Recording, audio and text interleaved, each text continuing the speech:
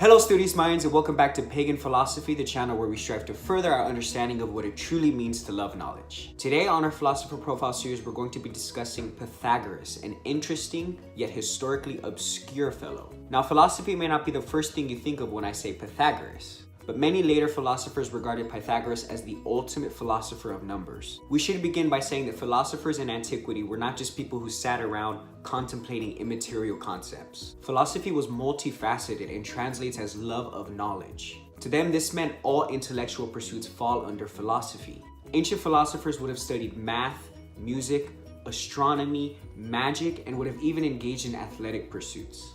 All of these coincided with what it meant to be a philosopher, and none of them would have been foreign to Pythagoras. So we should begin with what we know for certain about Pythagoras, which unfortunately isn't much. To modern scholars, the intricacies surrounding the life of Pythagoras are somewhat of a blur, but this is the case with many of the pre-Socratics. Born on Samos, an Ionian island around 570 BC, Pythagoras eventually traveled to Italy to escape an increasingly tyrannical political regime.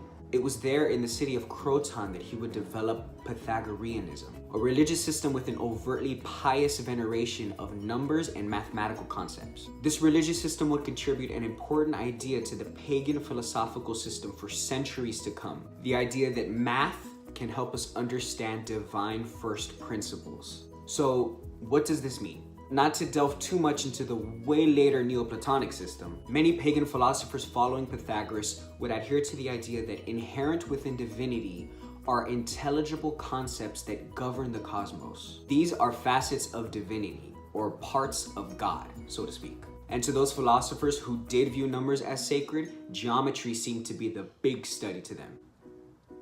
But I'm still not really understanding how math can be God. Well, buckle up guys, because here comes an example. Think of the three foundational building blocks of geometry.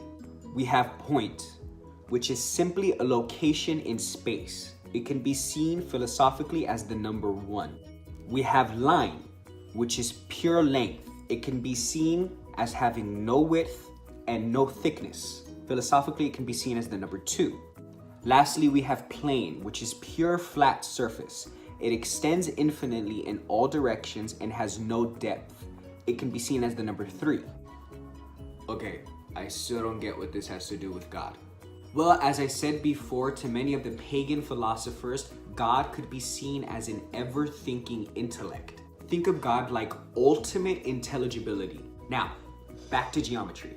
These three figures can be seen as perfect concepts, or at least more perfect than the material manifestations of them. For example, the geometrical concept of line. This represents pure length. This is the idea that pure length can exist. Now, can you find pure length in nature? You can show me a thin stick, but this would never be pure length.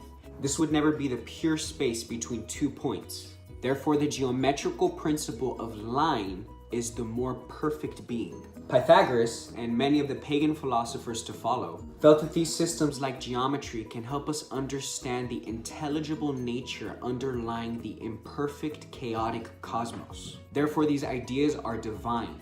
They are aspects of ultimate intelligibility. And to Pythagoras and his successors, they would actually be gods in and of themselves. Of course, Pythagoreanism would promote other religious ideas like rigid moral observances, but math definitely was the big one for them. Interesting fact, Pythagoras and his cohorts would actually pray to the geometrical figures themselves, like the Tetractys, and they would sacrifice to the gods when they made a new mathematical discovery, specifically the Pythian Apollo. He was their big god. But Pythagoras was a brilliant mind, and he made enormous contributions to the philosophical, mathematical, and religious communities of his era. We still learn about his divine ideas today when we study the Pythagorean theorem in our math classes. Hey, maybe you should consider sacrificing to the Pythian Apollo the next time you finish your math homework.